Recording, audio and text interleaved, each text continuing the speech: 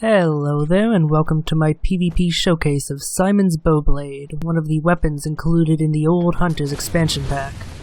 And probably my favorite of the lot, all things considered, which was not something I expected going into the DLC, but I'll make my case for as to why that is. But before we discuss the weapon in detail, let's talk about the stats first.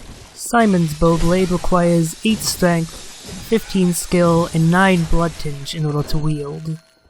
At plus 10, it has 160 base physical attack rating, 160 base blood attack rating, and scales S with both skill and blood tinge.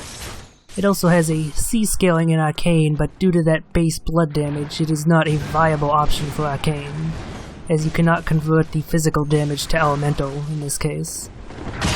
With 25 skill and 25 blood tinge, as well as 3 blood gems, each providing a roughly 20% physical attack bonus, the total attack rating for both damage types of this weapon is about 410, about what you'd expect of such a weapon.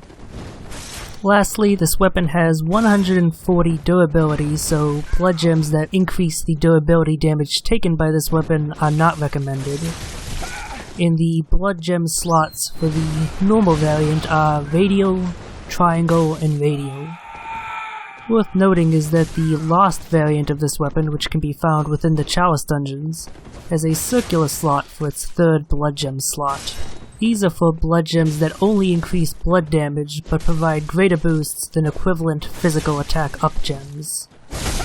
Like all DLC weapons, the Uncanny and Lost variants of this weapon can be obtained from any messenger shop found in the Chalice dungeons after having obtained the normal version of the weapon. So let's talk moveset.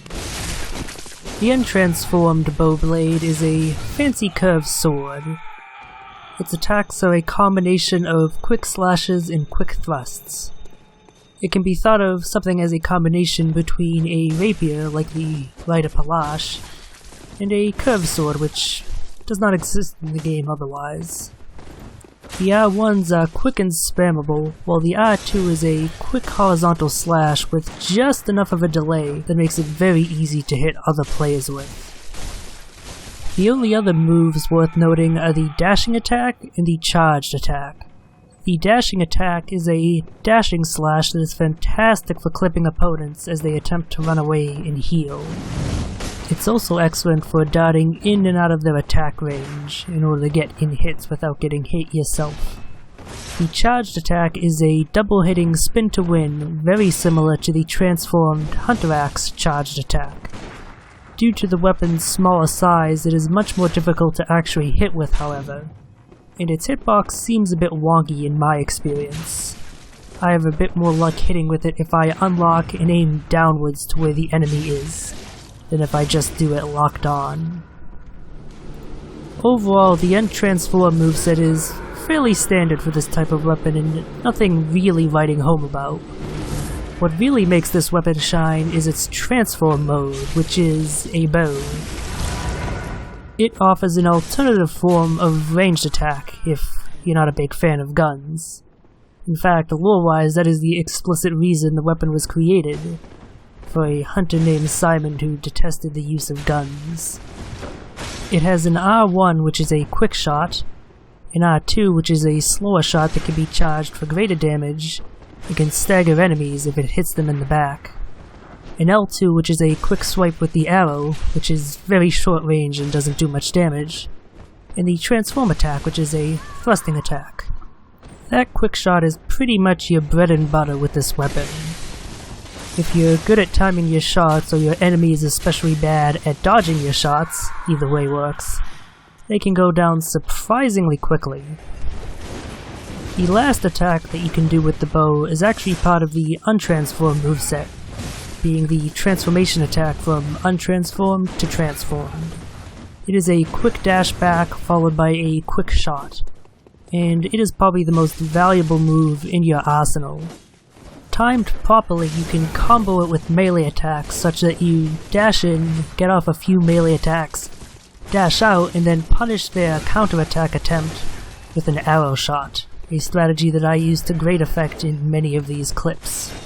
Speaking of punishing, the bow form of this weapon is the absolute bane of anyone using a slow weapon, or anyone who likes to spam attacks. You can dash out of their attack range and peg them with an arrow, either in their recovery frames if they're using a slow weapon, or in their further attacks if they're the kind of person that likes to spam them. In general, using this weapon well absolutely requires that you constantly switch between both forms of the weapon. The blade should be for dealing the bulk of your damage, while the bow is more for finishing off opponents who attempt to run away and heal, or for punishing their sloppy play. With effective use, this weapon can absolutely dominate another player in a simple 1v1, but it's a lot less suited to 1v2s or 1v3s. That's not to say that you can't kill people in those situations, but it's a lot more difficult. While the bow is excellent for finishing off someone who attempts to run away and heal, that can be difficult in a gank situation, where you have to deal with multiple people. While the blade form is not bad for gank situations, it's not particularly effective either. As such, using this weapon effectively in such a situation requires you to be on your toes at all times, and make all the right moves. At the very least, it makes it a satisfying weapon to win with in such situations. If you find yourself dealing with this weapon, I have two strategies to recommend. The first is to stay close to your opponent when they're using the bow form. As all the attacks in that form, the arrow shots and the transform thrusting attack, are narrow, it can be difficult for them to hit you if you're very close, especially towards their side. The second strategy is to stay at range and bait out arrow shots. This may seem counterintuitive at first, but it makes sense if you understand that you can actually stagger an opponent's arrow shots and then go in for a visceral attack. Unfortunately, I do not have any clips of that, so I'll just leave you with one more clip, not of PvP but of PvE, showing off just how potent this weapon is against some bosses. Specifically those with targetable heads as major weak points.